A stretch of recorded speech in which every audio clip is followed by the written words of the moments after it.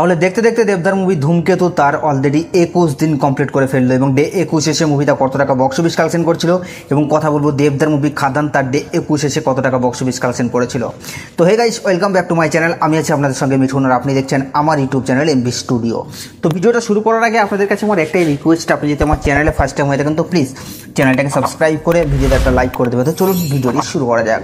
তো guys, first আমরা যে মুভিটাকে নিয়ে কথা বলবো সেটা হচ্ছে বাংলার super duper most awarded movie 2024-এর বক্স অফিস কালেকশনকে পুরোপুরি নাড়িয়ে দিয়েছিল দেবদার মুভি খাদান। যে মুভিটা এখনও পর্যন্ত লাইফ টাইমে 26 কোটিরও বেশি বক্স অফিস কালেকশন করে ফেলেছে এবং এই মুভিটার ক্রেজ কিন্তু কিছুতেই কমছে না এবং এটাও জানা গেছে মুভিটা নামি দামি ওটিটি প্ল্যাটফর্মে বিক্রি হয়েছে, চড়া দামে বিক্রিও হয়েছে। তো আমরা খুব শিগগিরই মুভিটাকে ওটিটি প্ল্যাটফর্মে দেখতে পাবো, তবে এখনও পর্যন্ত কোনো আপডেট নেই।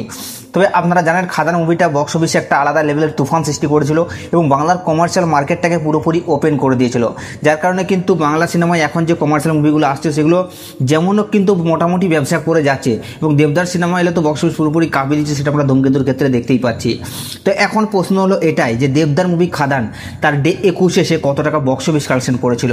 তো গাইস, আপনাদেরকে জানিয়ে দিই দেবদার মুভি খাদান তার ডে 21 এসে বক্স অফিস কালেকশন করেছিল প্রায় 15 লক্ষ টাকার মতো এবং টোটাল 21 দিনে মুভিটা বক্স অফিস কালেকশন করেছিল 14,29,00,000 টাকা। তো এই মুভিটার বক্স অফিস কালেকশন নিয়ে আপনাদের কি মতামত আপনারা নিচের কমেন্টে অবশ্যই জানাবেন।